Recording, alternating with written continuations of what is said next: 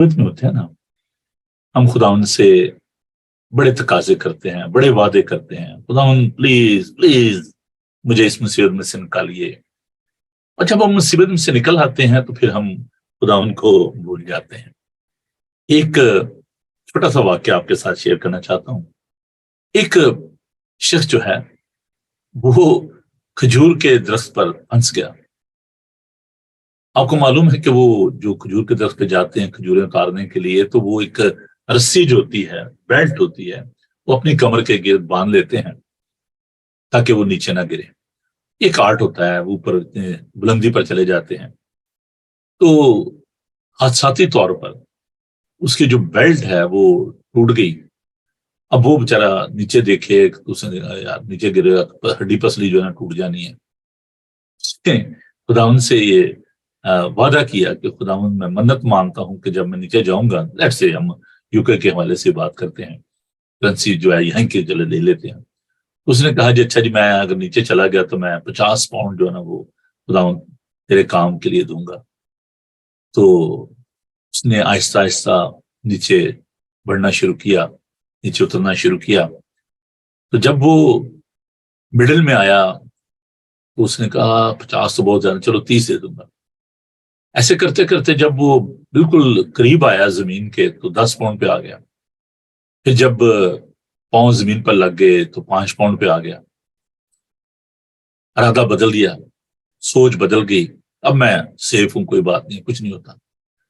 तो जब बिल्कुल जमीन पर खड़ा हो गया तो सांस को ठीक हुई, हौसला बढ़ा कि चलो जब मैं बच गया हूं। तो उसने कपड़े झाड़े। वो कहता है ना कुछ देते हैं तो ना कुछ लेते हैं, ना कुछ देने हैं तो ना कुछ लेने हैं, सब कुछ तेरे ही है। यही होता है हमारा। जब हम मुसीबत में होते हैं, बड़े वादे, बड़ी कमिटमेंट, लेकिन जब हम उस मुसीबत में से निकल आते हैं फिर कहते हैं कौन खुदा, मुझे जरूरत ही नहीं है खुदा की। मैंने अपनी मिनिस्ट्री में बहुत सारे लोगों को देखा है, जब हम मुसीबत में पैसा हमारे लिए दुआ करें, पैसा भी ये करें, मेरा ये काम हो गया तो मैं ऐसा करूंगा, मैं चर्च। और साल के शुरू में हम ये रेजोल्यूशन बनाते हैं, इस साल जी मैंने एक संडे नहीं छोड़ा। वाकई वो एक संडे नहीं वो सारे वादे जो है ना वो खत्म हो जाते हैं, सिर्फ वो उस न्यू ईयर पे ही होता है वो। और मैं इसलिए कहता हूं कि जब आप मन्नत मानते हैं, खुदा का कलाम भी कहता है कि जो कुछ आप अपने मन में सोचते हैं, तय करते हैं, खुदा से वादा करते हैं, उसको पूरा करें। मन्नत मानना, खुदा से वादा करना। बाइबल मुकद्दस में हमें हन्ना की मिसाल मिलती है। उसे खुदा से दुआ की, खुदा ने उसकी दुआ को सुना, उसको सैमुअल जैसा बेटा दिया। तो जैसे उसने उसको दूध छुड़ाया, उसको एली काहन के पास लिया। उसे कहा कि देखो एली, आपको मालूम है कि मैं वही औरत हूं जिसको आपने कहा था कि आप नशे में हो। मैंने खुदावन के ज़ूर अपने दिल को उंडेला था और खुदावन ने मेरी दुआ को सुना और मुझे ये बेटा दिया। अब ये बेटा जो है मैं खुदावन के पास लेकर आई हूं। और उसने वो बेटा जो है वो एली काहन को दे दिया। जो कुछ आप खुदावन के साथ वादा करते हैं उसको पूरा करें। नए आदनामा में, इमाल की किताब में हमें एक जोड़ा मिलता है, कपल जो है मिलता है, हननिया और सफीरा। इब्तदाई कलीसिया में लोग अपनी जायदादें बेच बेच कर खुदावन का काम जो है उसको आगे लेकर बढ़ते थे और कोई भी अपने माल को अपना नहीं समझता था। सब एक दूसरे के एहतियाजों को रफा करते थे और खुदावन जो है वो नए लोगों को उनमें मिला देता था। अब ये जो दोनों मियां बीवी हैं, उन्होंने जमीन को बेचा और फिर सोचा ये तो सारे पैसे, हमें क्या जरूरत है खुदावन को देने की, थोड़े से रख लेते हैं। तो पहले हम देखते हैं कि शौहर आया, उसने झूठ बोला पत्र से, उसने कहा यही पैसे हैं जी, बस। मर गया, सजा मिली। और फिर उसकी बीवी सफीरा आई, उसने कहा हाँ जी यही पैसे हैं बस। पत्र ने कहा कि आर यू श्योर, क्या ये सच है? उसने कहा हाँ जी ये सच है। उसने कहा देख, तेरे शौहर को दफनाने वाले जो है वो आ रहे हैं और अब तेरी भी बारी है, तू भी अपनी जान खोएगी। क्यों? क्योंकि आपने खुदावन के पाकरू से झूठ बोला है। खुदावन का पाकरू एक शख्सियत है, تو جب آپ خدا سے وعدہ کرتے ہیں اور پھر آپ مکر جاتے ہیں، لالچ آ جاتا ہے، تما آ جاتی ہے، سیلف سینٹرڈنیس آ جاتی ہے، آپ ارادہ بدل دیتے ہیں، خداون نہیں چھوڑتا، کیونکہ آپ اس سے دھوکہ دیتے ہیں۔ خداون نہ فریب کھاتا ہے، نہ وہ فریب دیتا ہے، ہم اپنے آپ کو فریب دیتے ہیں۔ تو جو وعدہ کرتے ہیں اس کو پورا کرائیں۔ خداون کے حضور ہم پاک کلام کو دیکھیں گے، اور میرے ساتھ پیدائش اس کا 8 باب دیکھیے، صفحہ نمبر 10 پر ہے۔ پیدائش اس کا 8 باب، اس کی 15 سے 22 آیات۔ خدا ان کے زندہ پاک کلام کو کھولیے۔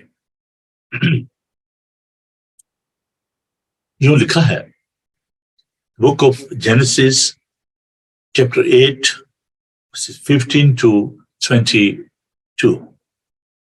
خدا ان کا خوبصورت پاک کلام سنیے۔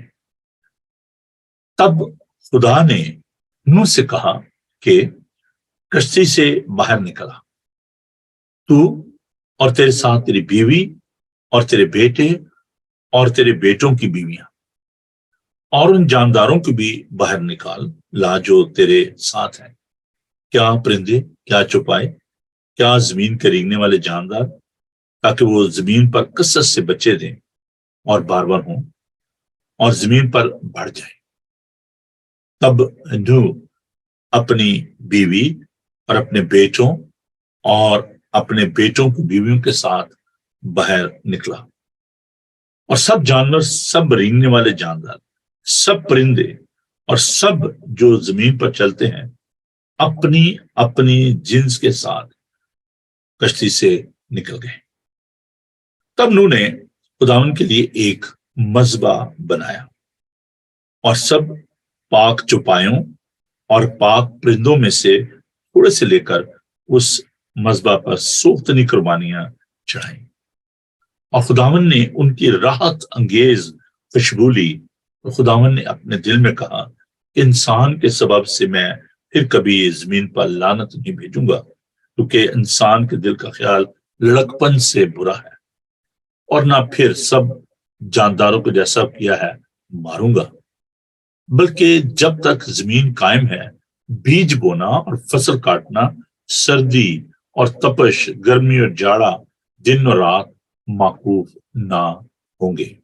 خدا ان کے عظیم لا تبدیل پاک کلام کے پڑھے، سنے اور سمجھے جانے پر خدا ان کی برکت ہو، آمین۔ آئیے ہم خدا ان کے حضور سروں کو جھکائیں اور دعا مانگیں۔ خداوند تیرا شکر ہو، تیری تعریف ہو، تیری ستائش ہو، تیری حمد ہو، تیرے زندہ خوبصورت بابرکت پاک کلام کے لیے، جو ہمارے قدموں کے لیے چراغ اور ہماری راہ کے لیے روشنی ہے۔ تیرا کلام زندگی بخشتا ہے، بند بند اور گودے گودے میں اثر کرتا ہے۔ ہم تیرا شکر ادا کرتے ہیں کہ تو زندہ کلام ہے۔ تیرا خداوند ہم سے بات کر، اپنے لوگوں کو برکت دے، اپنے پاکلو سے معمور کر، دانش، حکمت، عقل سے معمور کر، یسوع کے قادر نام میں، آمین۔ جی عزیزو، ہم آج اس بات پر غور کریں گے کہ جو قربان گاہ ہے اس کی کیا اہمیت ہے۔ ان دنوں جب ہم بات کریں ہیں قربانی کی، مصلوبیت کی، خداوند کے اس پیار کی جو اس نے صلیب پر ظاہر کیا، تو ہم نے اس کے مختلف پہلو جو ہیں ان کو دیکھا۔ قربانی کے بارے میں ہم سیکھ رہے ہیں، تو جب ہم قربانی کی بات کرتے ہیں تو قربان گاہ جس پر قربانی گزرانی جاتی ہے اس کے بارے میں بھی سوچنا بہت ضروری ہے۔ مذبح یہ عبرانی زبان کا لفظ ہے۔ قربان گاہ اردو میں ہم لفظ استعمال کرتے ہیں۔ آلٹر لاطینی میں التار کا لفظ بھی استعمال کیا جاتا ہے، خاص طور پر کیتھولک چرچ میں یہ لفظ بڑا استعمال ہوتا ہے. ہمیں گیت جو ہے، جب میں سینٹ پیٹرک اسکول میں تھا، ہمیں گیت گایا کرتے تھے، التار پہ لے کر آتے ہم اپنے دل کے نذرانے. تو یہ جو لفظ ہے، اس کا کیا مقصد ہے قربان گاہ کا؟ اگر آپ اس بات کو دیکھیں کہ دنیا کے جتنے بھی مذہب ہیں ان میں قربان گاہ کا تصور جو ہے وہ پایا جاتا ہے، چاہے کوئی ٹیمپل ہے، شرائن ہے، چرچ ہے، مندر ہے، کوئی بھی جو پلیسز آف ورشپ ہیں، وہاں پر ایک جگہ ہوتی ہے جہاں پر لوگ اپنی دعائیں، اپنی مناجات، اپنی قربانیاں گزرانتے ہیں. تو بیسیکلی جو آلٹر ہے، جو قربان گاہ ہے، that is a place where you are offering your sacrifice. آپ اپنی قربانیاں پیش کرتے ہیں. Altar is a place where you reconcile with God. خدا کے ساتھ آپ صلح کرتے ہیں، آپ خدا کے حضور آتے ہیں. ایسی جگہ جہاں پر آپ خدا سے ملتے ہیں. جب میں خدا کی بات کر رہا ہوں تو یہاں پر میں دیگر مذاہب کو بھی میں کنسیڈر کر رہا ہوں، کہ کیونکہ ہم ابھی بات کریں ایک وائڈر سوسائٹی کی. The place where you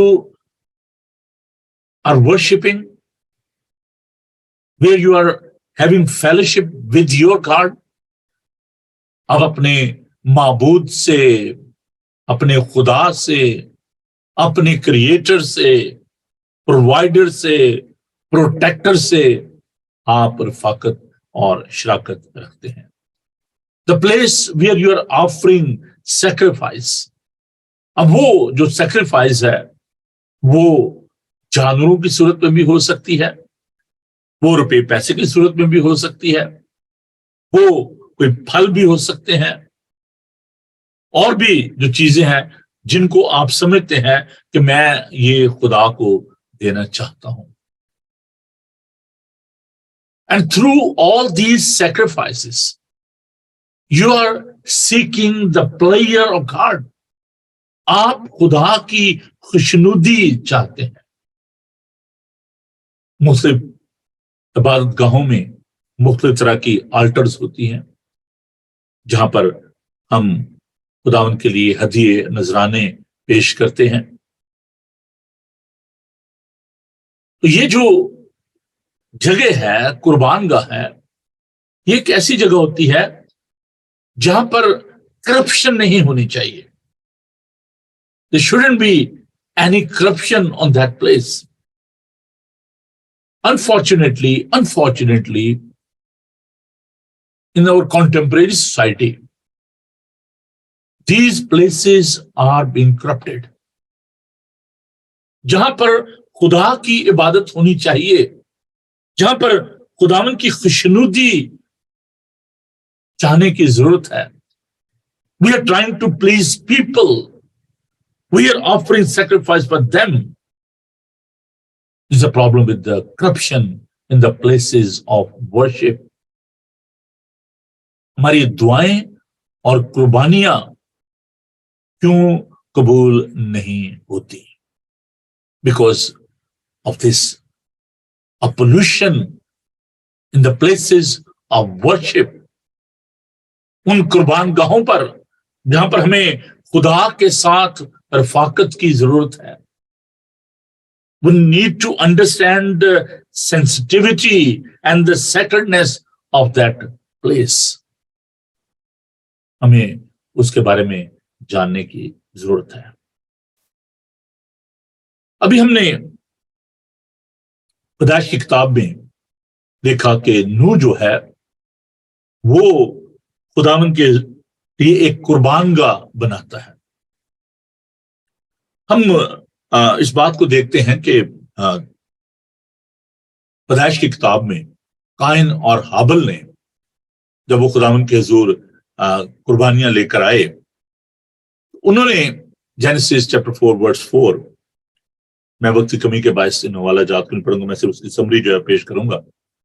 تو وہ پہلی ہم ایک قربان گاہ دیکھتے ہیں جہاں پر یہ دونوں بھائی جو ہیں وہ اپنی قربانیاں لے کر آتے ہیں. ہم جانتے ہیں کہ حابل کی قربانی جو ہے وہ قبول ہوئی اور قائن کی قربانی قبول نہ ہوئی.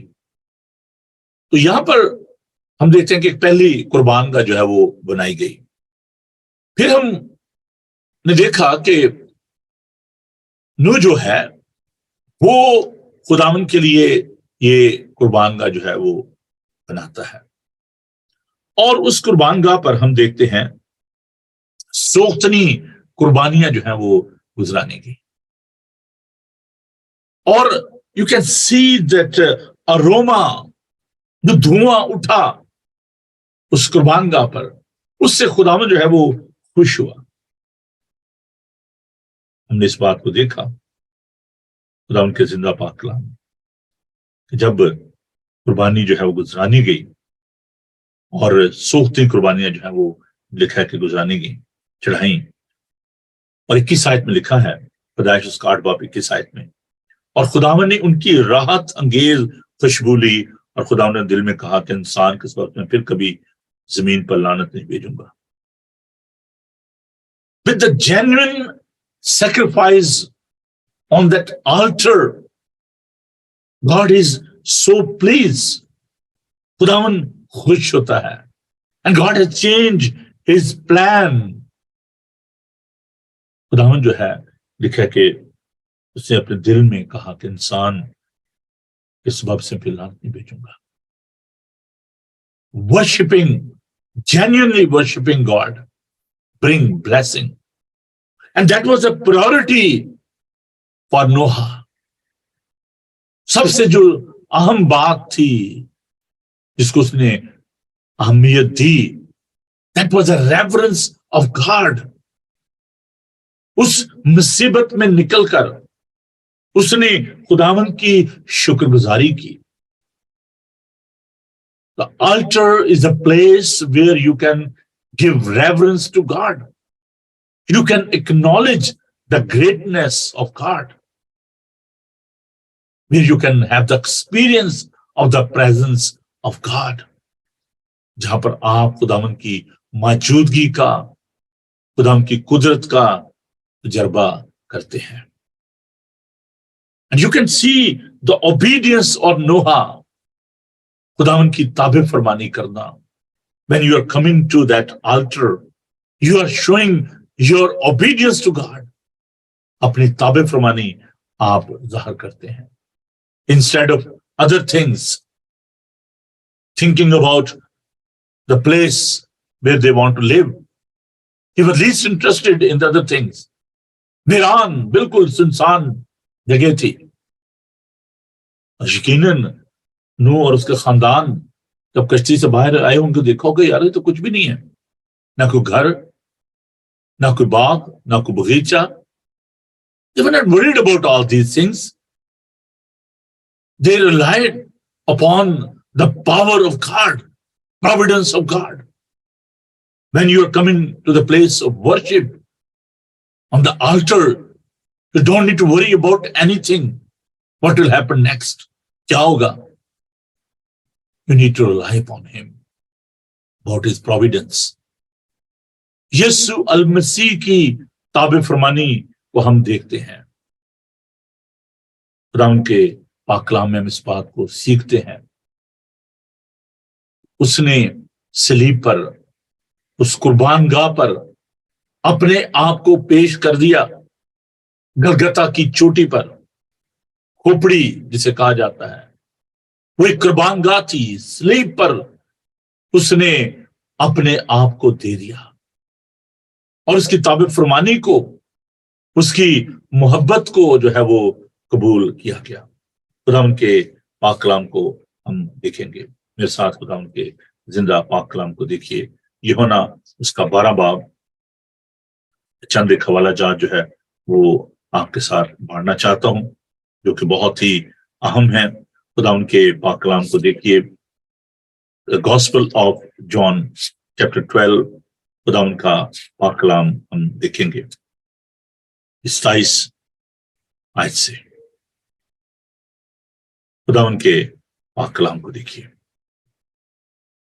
Chapter 12 gospel of John verse 27 to 33.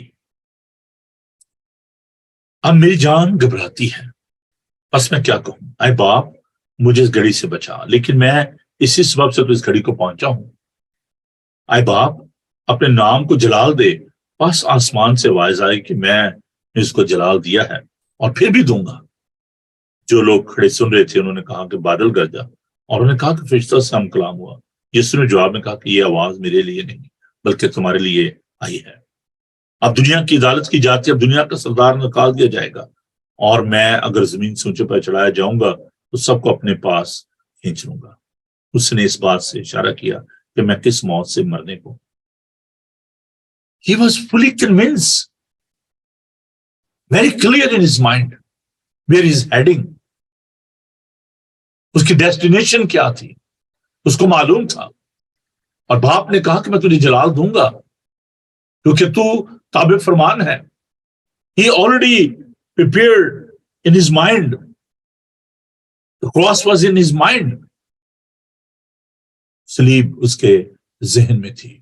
Romeo اس کا 3 باب رام کے پاک کلام کو دیکھیں گے. رومن چیپٹر 3 ورس 25. رام کا پاک. اسے خدا نے اس کے خون کے باعث سے کیسا کفارہ ٹھہرایا جو ایمان لانے سے فائدہ مند ہوتا کہ جو گناہ پیشتر ہو چکے تو جن سے خدا نے تحمل کر کے اس طرح دی تھی ان کے بارے میں اپنی راست بازی ظاہر کرے. تو یہ ہم دیکھتے ہیں کہ خداوند یسوع المسیح نے کس طریقے سے اس قربان گاہ پر اپنے آپ کو پیش کیا. اب میں تھوڑا سا آپ کو اس قربان گاہ کی طرف لے کے جانا چاہتا ہوں. 2 دراصل قربان گاہیں جن کو میں آج آپ کے سامنے پیش کروں گا. خدا ان کے پاک کلام کی روشنی میں تواریخی طور پر ہم ان قربان گاہوں کے بارے میں دیکھیں گے because this is my main subject.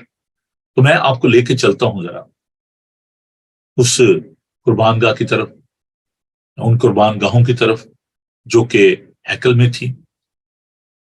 اور یہ جو میں نے انٹروڈکشن جو دیا ہے اس کا مقصد یہ تھا کہ آپ اس کی سگنیفیکنس کو، اس کی اہمیت کو آپ جانیں قربان گاہ کی.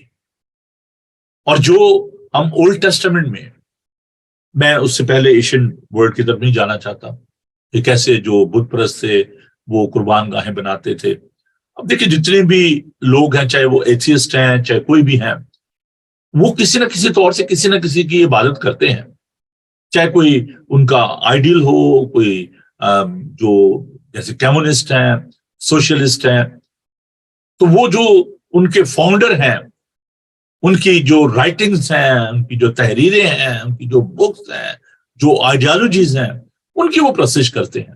اس طرح مختلف مذاہب میں مختلف طرح کے لوگ جو ہیں وہ کسی نہ کسی طور سے کسی نہ کسی کی عبادت کرتے ہیں. دیکھیے میرا جو پوائنٹ ہے، فوکل پوائنٹ ہے آلٹر ان دا بائبل. اور ہم ذرا تھوڑا سا پرانے عہد ناموں کی طرف چلتے ہیں اور میں آپ کو کچھ جو امیجز ہیں وہ دکھانا چاہتا ہوں جس for the sake of study, تاکہ آپ اس کو اور زیادہ بہتر طور سے سمجھ سکیں. تو آئیے اس بات کو دیکھتے ہیں. سب سے پہلے تو میں آپ کو اس ہیکل کے بارے میں بتانا چاہتا ہوں. اس کی تھوڑی سی ڈسکرپشن ہم دیکھیں گے تاکہ آپ کو اس کے بارے میں اور زیادہ جو ہے وہ سمجھ آ سکے. اگر تھوڑی سی جو رائٹنگ ہے وہ امیج جو ہے وہ زیادہ کلیئر، میں نے کوشش کی ہے اس کو انلارج کرنے کی. تو یہ ایک آپ دیکھ سکتے ہیں کہ جو ہیرودیس کی جو ٹیمپل یا اس کو جو آپ دیکھ سکتے ہیں اس کا جو سارا اسٹرکچر ہے اس کو دیکھ سکتے ہیں. تو میں تھوڑا سا اس کو ایکسپلین کرنا چاہتا ہوں. اس میں آپ دیکھ سکتے ہیں کہ ایک جو حصہ تھا جو کہ غیر اقوام کے لیے تھا، اور اس حصے میں صرف غیر قوم کے جو لوگ تھے وہ جا سکتے تھے اور وہ اس میں رہتے تھے، اس سے آگے وہ نہیں جا سکتے تھے. اور اسی لیے خدا یسوع مسیح جب گئے اور انہوں نے ہیکل کو صاف کیا تو وہاں پر جو لوگوں نے تجارت جو شروع کی ہوئی تھی اور جو وہاں پر کرنسی کا ایکسچینج کا کام ہو رہا تھا، وہاں پہ جانور جو تھے ان کی خرید و فروخت ہو رہی تھی. اس کے بعد جو دوسرا حصہ ہوتا تھا وہ خواتین کا وومن پورٹ کے، اب میں اسکول میں اس پہ چلا رہا ہوں، آپ دیکھ سکتے ہیں اس کو. اور یہ جو حصہ ہے یہ چیمبر آف جو تھا ان کے لیے ہوتا تھا. اور یہ جو ہے وومنس کورٹ یارڈ جو تھا اس کو ہم دیکھ سکتے ہیں. یہاں پر خواتین جو تھی کیونکہ ان کو الاؤڈ نہیں تھا کہ وہ اس سے آگے جو ہے وہ جا سکیں. اور اس کے بعد ہم دیکھتے ہیں کہ ایک ہوتا تھی جگہ جس کو کاہن جو وہاں پر ہوتے تھے، اور اس کو آپ اس کے بعد وہاں پر آلٹر جو ہے اس کے بارے میں بھی بتاتا ہوں. اور پھر پاک مقام اور پاک ترین مقام جو تھا یہ آپ اس کو دیکھ سکتے، holy and the holiest place جو ہے یہ آپ اس کو دیکھ سکتے ہیں. تو اس کے جو پاک ترین مقام ہوتا تھا اس کے درمیان اور پاک مقام کے درمیان ایک پردہ ہوتا تھا، اور اس پردے سے پہلے ایک آلٹر ہوتی تھی بخور جس میں جلایا جاتا تھا. تو یہ بیسیکلی اس کا پورا جو ہیکل کا جو سٹرکچر ہے اس کو آپ دیکھ سکتے ہیں. تو پاک ترین مقام میں کاہن جو ہے وہ پہلے تو اپنے ہی قربانی گزرانتا تھا اپنے گناہوں کی معافی کے لیے، اور پھر وہ اس پاک ترین مقام میں سال میں ایک بار جو ہے وہ جاتا تھا. تو یہ ایک سلسلہ تھا اس کا. اب ہم دیکھتے ہیں کہ یہ جو ہے یہ وہ آلٹر ہے جس کا میں ذکر کر رہا ہوں. دو طرح کی میں نے آپ کو بتایا کہ ایک تو یہ آلٹر تھی جس میں بخور جو ہے وہ جلایا جاتا تھا، اور یہ جو چار جو دیکھ سکتے ہیں ہارن جو ہیں آپ ان کو دیکھ سکتے ہیں. اور یہاں پر جو ہے بخور جو ہے اس کو جلایا جاتا ہے. میرے ساتھ خدا ان کے پاک کلام کو دیکھیں، اگرچہ یہ حوالہ جو ہے خاصا لمبا ہے لیکن آپ اس کو بعد میں آپ ضرور اس کو پڑھیے گا. روز اس کا 30 باب اور اس کی پہلی 10 آیات جو ہیں وہ میں آپ کے لیے تلاوت کروں گا تاکہ آپ اس قربان گاہ کے بارے میں اور پھر ہم اس کی سگنیفیکنس جو ہے اس کو ہم دیکھیں گے. اور تو بخور جلانے کے لیے کیکر کی لکڑی کی ایک قربان گاہ بنانا. یہ ایکسوڈس چیپٹر 30 سے میں پڑھ رہا ہوں، اس کی ورس 1 ہے، 30 باب اس کی پہلی آیت سے. اور تو بخور جلانے کے لیے کیکر کی لکڑی کی ایک قربان گاہ بنانا، اس کی لمبائی 1 ہاتھ اور چوڑائی 1 ہاتھ ہو. اب ہاتھ جو ہے یہ آپ کے جو ہاتھ سے لے کر تو کونی تک جو ہے اس کو ایک ڈائمنشن جو ہے اس کو آ جاتا ہے. جو چوکنی رہے اور اس کی اونچائی 2 ہاتھ ہو، اور اس کی سینگ اسی ٹکڑے سے بنائے جائیں.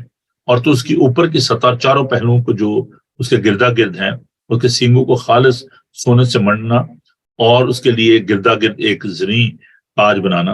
اور تو اس تاج کے نیچے اس کے دونوں پہلوؤں میں سونے کے 2 کڑے اس کی دونوں طرف بنانا، اور اس کے اٹھانے کی چوبوں کے لیے خانوں کا کام دیں.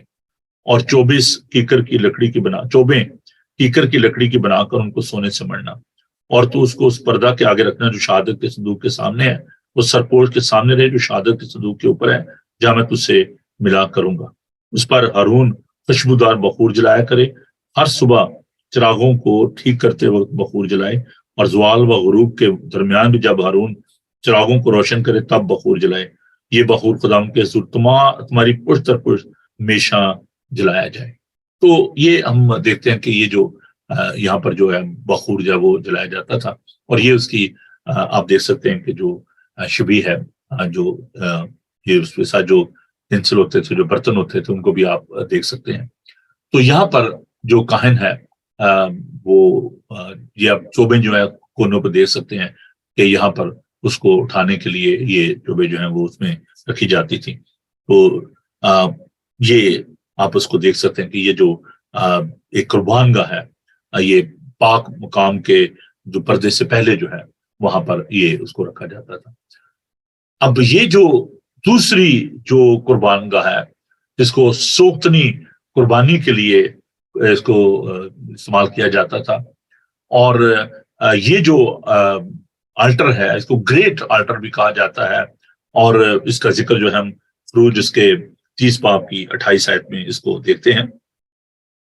اور سوختنی قربانی چڑھانے کے مذبح کو اس کے سب ضرور سمیت اور حوض کو اور اس کی کرسی کو مسح کرنا، ان کو مقدس کرنا تاکہ وہ نہایت پاک ہو جائیں، اور جو کچھ ان سے چھو جائے گا وہ پاک ٹھہرے گا. تو یہاں پر جب قربانیاں گزارنے جاتی تھی، کاہن جو ہے وہ قربانیاں گزارتا تھا، اور پہلے اس برے کو جو ہے مینڈے کو جو ہے وہ چیک کیا جاتا، اور پھر جو راکھ ہوتی تھی اس کو بیچ میں سے نکالا جاتا، اور پھر وہ اپنے کپڑے جو ہے وہ بدلتا، اور وہاں پر اس قربان گاہ پر اس قربانی کو جو ہے وہ چڑھایا جاتا تھا۔ تو یہ جو آپ دیکھ سکتے ہیں کہ یہ قربان گاہ جو ہے، اس کو آپ کسی دونوں جو قربان گاہ ہیں یہ ان کو ہم دیکھتے ہیں۔ تو اب ذرا تھوڑا سا اس بات پر غور کرتے ہیں کہ ہمارے لیے، اب آپ سوچیں گے جی یہ تو اس دور کی بات تھی جی، ہمارے لیے ان قربان گاہ کا اور اس قربانی کا ہمارے لیے کیا مقصد ہے، اور کس طرح کی قربانی جو ہے وہ ہم گزران سکتے ہیں۔ عزیزو، یہ جو جتنی بھی آپ پرانے عہد کی جو چیزیں ہیں ان کو جب آپ دیکھتے ہیں تو یہ جو آپ کہیں کہ آنے والی چیزوں کا جو ہے وہ عکس ہے۔ خداوند ہم سے کیا چاہتا ہے اور ہماری قربان گاہ جو ہے وہ کون سی ہے؟ جیسے خدا یسوع مسیح جو ہے وہ کلوری پر، صلیب پر قربان ہوئے، ہماری قربان گاہیں کون سی ہیں؟ کہاں پر ہمیں اور کیسے ہم نے قربانی گزرانی ہے؟ پہلی بات جو خروج 20 باب میں ہم دیکھتے ہیں، بیکاز اس قربان گاہ کا اور عبادت کا، اس جس کے لیے ہم نے قربانی گزرانی ہے، اس کا بڑا گہرا تعلق ہے۔ ہم نے یہ سیکھا تھا کہ ایک تو وہ تھا جو قربانی دیتا ہے، اور ایک وہ تھا جو قربانی لیتا ہے۔ سبجیکٹ اینڈ آبجیکٹ دونوں اس میں بڑے اہم ہیں۔ قربانی دینے والا، اس کی انٹینشن کیا ہے، کیوں وہ قربانی دے رہا ہے، what is the purpose of that sacrifice, and what is the intention of the person who is offering, who is asking for that sacrifice. جو قربانی چاہتا ہے اس کا کیا مقصد ہے؟ خدا یسوع مسیح نے جب قربانی پیش کی تو اس کا مقصد یہ تھا کہ اس کے قربانی سے ہماری باپ کے ساتھ قربت ہو جائے، اس کے ساتھ ہمارا میل ملاپ ہو جائے، ہماری صلح ہو جائے۔ And why the heavenly father he was asking for that sacrifice? Because of sin, گناہ کے لیے، گناہ کی وجہ سے خدا یسوع مسیح کو ہمارے گناہوں کی وجہ سے اس کو یہ صلیبی موت گوارا کرنا پڑی، اور اس کو یہ قربان گاہ پر جانا پڑا۔ عزیزو، خروج اس کا 20 باب، اس کی پہلی آیت سے آپ کے لیے پڑھوں گا۔ شاید یہ باتیں بہت سارے لوگوں کے لیے ہرٹنگ بھی ہوں، وہ اس بات کو شاید پسند بھی نہ کریں، but this is a fact. سنیے، خدا نے سب باتیں فرمائی کہ خداوند تیرا خدا جو تجھے ملک مصر سے غلامی کے گھر سے نکالا میں ہوں۔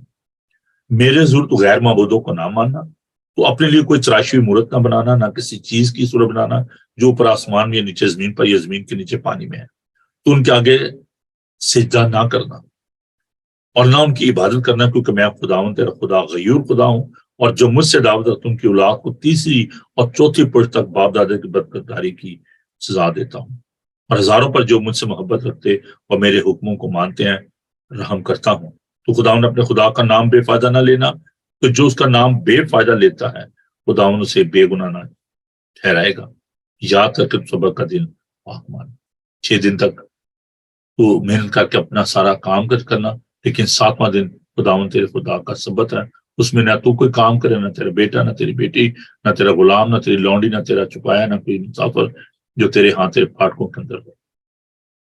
تو یہ حکم جو ہے پہلے، ان کا تعلق خدا کے ساتھ ہے، اور باقی کے جو حکم ہے ان کا تعلق جو ہے انسانوں کے ساتھ، آپسی جو سماجی تعلق ہے اس کے ساتھ ہے۔ کہ تو خون نہ کرنا، تو ماں باپ کی عزت کرنا، تو زنا نہ کرنا، تو چوری نہ کرنا، یہ سارے حکم جو ہے یہ ایک جن کا تعلق جو ہے وہ انسانوں کے ساتھ ہے۔ تو خداوند یہ چاہتا ہے کہ اس قربان گاہ پر، اس پلیس ورشپ میں صرف اور صرف خداوند کی عبادت کی جائے، خداوند کی حمد کی جائے، خداوند کے ساتھ تعلق جو ہے وہ وہاں پر رکھا جائے۔ خداوند کا بندہ پالوس ایک بڑی خوبصورت بات کہتا ہے، میرے ساتھ دیکھیے، رومیو اس کا 12 باب، خداوند کے پاک کلام کو دیکھیے۔ اور خداوند مسیح نے بھی ایک بڑی خوبصورت بات کہی، وہ میں بھی آپ کے ساتھ بانٹتا ہوں۔ خداوند کا پاک کلام دیکھیے، ہم نے اس بات کو کل بھی دیکھا تھا پرسوں. بس صاحب بھائی، میں خدا کی رحمت یاد دلا کر تم سے التماس کرتا ہوں کہ اپنے بدن ایسی قربانی ہونے کی نظر کرو جو زندہ اور پاک اور خدا کو پسندیدہ ہو. یہی تمہاری معقول عبادت ہے. اور جہان کے ہم شکر نہ بنو بلکہ عقل نہیں ہو جانے سے اپنی صورت بدلتے جاؤ تاکہ خدا کی نیک اور پسندیدہ اور کامل مرضی تجربے سے معلوم کرتے رہو. خداوند ایسی قربانی چاہتا ہے کہ جہاں پر ہم خداوند کو جلال دیں، خداوند کی مرضی کو معلوم کریں. یہی ہماری معقول عبادت ہے. خداوند نے کہا کہ امت ہونٹوں سے تو میری ستائش کرتے لیکن کہ دل مجھ سے دور ہیں، یہ بے فائدہ میری پرستش کرتے ہیں. عزیزو، آپ خداوند کی عبادت کیسے کرتے ہیں؟ کیسے اس قربان گاہ پر آتے ہیں؟ آپ کی انٹینشن جو ہے وہ کیا ہے؟ آپ کا جو ارادہ جو ہے وہ کیا ہے؟ خداوند نے کہا، خداوند کے زندہ پاک کلام کو دیکھیے، یوحنا اس کا 4 باب اس کی 23 آیت. مگر وہ وقت آتا ہے، بلکہ اب بھی ہے، کہ سچے پرستار باپ کی پرستش روح اور سچائی سے کریں گے، کیونکہ باپ اپنے لیے ایسے پرستار، خدا روح ہے اور ضرور ہے کہ اس کے پرستار روح اور سچائی سے پرستش کریں. جب آپ خدا کی قربان گاہ پر آتے ہیں، خدا کے گھر میں آتے ہیں، جہاں پر آپ خدا سے ملنا چاہتے ہیں، خدا سے رفاقت رکھنا چاہتے ہیں، جہاں پر آپ اپنے دل کا حال کھولتے ہیں، آپ کو جینوئنلی خدا ان کی عبادت کرنے کی ضرورت ہے. یہ نہیں کہ آپ بیٹھے چرچ میں ہیں اور آپ کا خیال، آپ کی سوچ کہیں اور ہے. روح اور سچائی سے، ٹروتفلی، with spirit, with true، ہمیں خداوند کی عبادت کرنے کی ضرورت ہے. خداوند کے پاک کلام میں سے ایک حوالہ جو ہے وہ آپ کے لیے پڑھوں گا اور اس کے بعد میں آپ کے لیے دعا کروں گا. خداوند کے پاک کلام کو دیکھیے، عیسائی نبی کا صحیفہ اس کا 5 باب 11 آیت سے میں خدا کے پاک کلام کو آپ کے لیے پڑھوں گا. بڑے دھیان سے ان آیات کو سنیے گا. ان پر افسوس جو صبح سویرے اٹھتے ہیں تاکہ نشہ بازی کے در پہ ہوں، اور جو رات کو جاگتے ہیں جب تک شراب ان کو بھڑکا نہ دے. ان کے جشن کی محفلوں میں بربد اور ستار اور دف اور بین اور شراب ہیں، کیونکہ خدا ان کے کام کو نہیں سوچتے اور اس کے ہاتھوں کی کاراگری پر غور نہیں کرتے. اس لیے میرے لوگ جہالت کے سبب سے اسیری میں جاتے ہیں. ان کے بزرگ بھوکوں مرتے اور عوام پیاس سے جلتے ہیں. پس پاتال اپنی ہوس بڑھاتا ہے اور اپنا منہ بے انتہا پھاڑتا ہے. ان کے شریف اور عام لوگ اور غفائی اور جو کوئی ان پر فخر کرتا ہے اس میں اتر جائے گا، اور چھوٹا آدمی جھکایا جائے گا اور بڑا آدمی پست ہوگا، اور مغروروں کی آنکھیں نیچی ہو جائیں گی.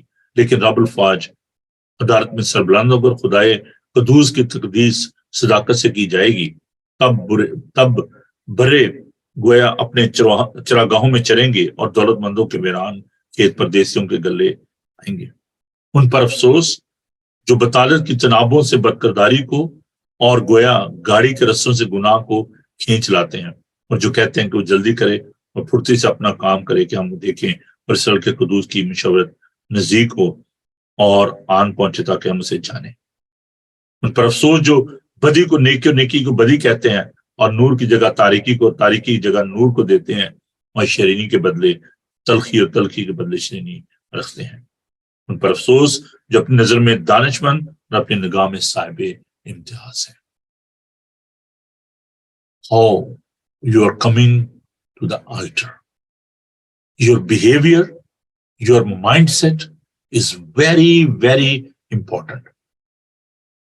You need to renew your mind before you come to the place of reconciliation and the place of sacrifice.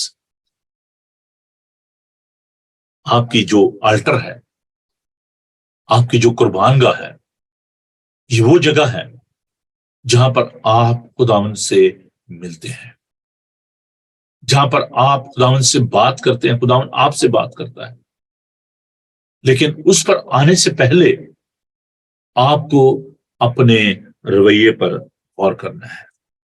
آپ کو یہ دیکھنا ہے کہ آپ کس انٹینشن سے اس پاک مقام پر آپ آ رہے ہیں. اور عزیزو، اگر آپ کا ذہن، آپ کی سوچ ٹھیک نہیں ہے تو آپ بے فائدہ، آپ خدا ان کے ساتھ آپ اس مقام پر آ رہے ہیں۔ عزیزو، ہمیں اپنی سوچ، اپنے ارادے پرکھنا ہے۔ مقدس متی کا انجیلی بیان، اس کا 5 باب 21 آیت، تم سن چکے ہو کہ اگلوں سے کہا گیا تھا کہ خون نہ کرنا، اور جو کوئی خون کرے گا وہ عدالت کی سزا کے لائق ہوگا۔ لیکن میں تم سے کہتا ہوں کہ جو کوئی اپنے بھائی پر غصے ہوگا وہ عدالت کی سزا کے لائق ہوگا، اور جو کوئی اپنے بھائی کو پاگل کہے گا وہ صدر عدالت کی سزا کے لائق ہوگا، اور جو اس کو احمق کہے گا وہ آگ کے جہنم کی سزا وار ہوگا۔ پس اگر تو قربان گاہ پر اپنی نظر گزرانتا ہو اور وہاں تجھے یاد ہے کہ میرے بھائی کو مجھ سے کچھ شکایت ہے، تو وہیں قربان گاہ کے آگے اپنی نظر چھوڑ دے اور جا کر پہلے اپنے بھائی سے ملاپ کر، تب آ کر اپنی نظر گزران۔ Before you come to see God, think about your relationship with the human being. اپنے بھائی، اپنے دوست، اپنے عزیز، اپنے پڑوسی کے بارے میں سوچیے۔ کہیں آپ اس کو برا تو نہیں کہہ رہے؟ روزوں کے ایام میں بڑا روزوں کے بارے میں سوچ رہے ہیں، مذہبی ریاضت کے بارے میں سوچ رہے ہیں، لیکن کیا کبھی آپ نے یہ سوچا ہے کہ شاید آپ نے کسی کا دل دکھایا ہو، آپ نے کسی کو ناراض کیا ہو؟ کوئی فائدہ نہیں ہے۔ اگر آپ کسی سے ناراض ہیں، اس کو معاف نہیں کر رہے، آپ کے دل میں بغض ہے، غصہ ہے، پھر آپ کو یہ روزے رکھنے کا، یہ قربانیاں گزرانے کا کوئی فائدہ نہیں ہے۔ اپنی قربان گاہ پر خدا ان کے پاس آتے ہوئے سیلف اسیسمنٹ بہت ضروری ہے۔ اپنے بارے میں، اپنی سوچ کے بارے میں، اپنے خیالات کے بارے میں سوچئے، اس کو بدلیے۔ خداوند یسوع المسیح نے اس قربان گاہ پر، اس صلیب پر جان دیتے ہوئے سب سے پہلا کام خداوند نے جو کیا وہ یہی کیا کہ اس نے اپنے باپ سے درخواست کی کہ اے باپ، ان کو معاف کر، کیونکہ یہ نہیں جانتے کہ کیا کرتے ہیں۔ فارگیونیس، معافی، دوسروں کو معاف کرنا۔ جب آپ دوسروں کو معاف نہیں کرتے، آپ اپنے دل میں، اپنے اندر ایک زہر لے کر پھرتے ہیں۔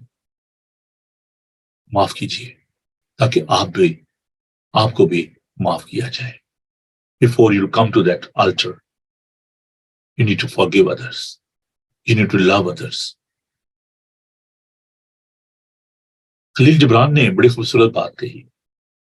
He was a wonderful scholar. The 20th century prophet اس کو کہا جاتا ہے۔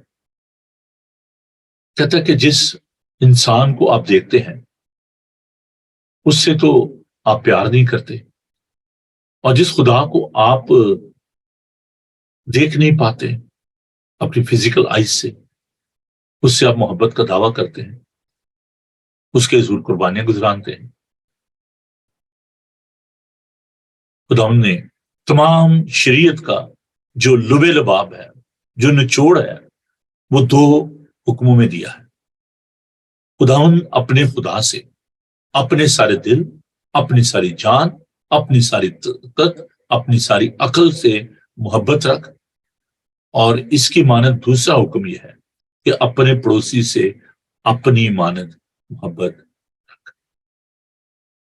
آئیے آج اس بارے میں سوچئے، اس بات کا اعادہ کیجئے کہ جب آپ اس قربان گاہ پر جاتے ہیں جہاں پر آپ خدا کے ساتھ رفاقت رکھنا چاہتے ہیں، خدا کو ملنا چاہتے ہیں، میں نے بھی بتایا تھا قربان گاہ وہ جگہ ہے جہاں پر آپ اس کی قربت چاہتے ہیں، اس کی رفاقت چاہتے ہیں، آپ خدا سے ملنا چاہتے ہیں۔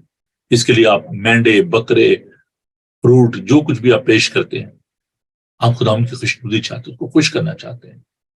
لیکن خدا کو خوش کرنے سے پہلے یہ دیکھیں کہ کوئی آپ سے ناراض تو نہیں، کسی کو آپ نے رنجیدہ تو نہیں کیا، کوئی ناخوش تو نہیں ہے۔ پہلے اس پر نگاہ کریں۔ خداوند آپ کو برکت دے۔ آئیے دعا مانگیں۔ خداوند تیرا شکر، تیری تعریف کرتے ہیں کہ تو نے اس قربان گاہ پر سوختنی قربانی پیش کی. خداوند تو نے اپنا بدن دے دیا. تو نے خداوند اس پر وہ بخور جلایا. تیرا شکر ہو. تیری قربانی کی خوشبو باپ تک پہنچی اور ہیکل کا پردہ چاک ہو گیا. باپ کے ساتھ ہماری صلح ہو گئی, ہمارا میل ملاپ ہو گیا, کیونکہ تو نے اپنے دشمنوں کو معاف کیا. خداوند ہمارے اندر حلیمی, فروتنی, انکساری کے روح دے, تاکہ جب ہم اس قربان گاہ پر, اس عبادت گاہ میں, اس پاک میز پر جہاں پر ہم تیرے ساتھ رفاقت رکھتے آئیں, اے پیارے خداوند, ہم تجھے ناراض نہ کریں.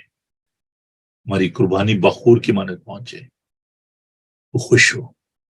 خداوند ہمیں معاف کرنا سکھا, ہمیں پیار کرنا سکھا, تاکہ جب ہم تیری قربان گاہ پر آئیں تو خوش ہو, بڑی برکت دے. یسوع کے قادر نام میں آمین. آئے ہمارے باپ تو جو آسمان پر ہے, تیرا نام پاک مانا جائے, تیری بادشاہی ہے, تیری مرضی جیسے آسمان پر پوری ہوتی ہے زمین پر بھی ہو. ہمارے روز روٹی آج ہمیں بخش دے, جیسے اپنے قصورواروں کو معاف کرتے تو اکثر معاف کر. ہمیں آزمائش میں نہ پڑنے دے, بلکہ برائی سے بچا. جو بادشاہی قدرت و جلال ہمیشہ تک تیرے ہیں. آمین. خداوند اپنا چہرہ آپ پر جلوہ گر فرمائے. خداوند آپ کے بدن جان اور روح کی حفاظت کرے. آپ کا بلانے والا سچا ویسے کرے گا. رب القدس مسیح کا فضل, خدا باپ کی محبت, پاک روح کی رفاقت و شراکت اب سے لے کر ہمیشہ تک آپ سب کے ساتھ دنیا بھر کے مقدسین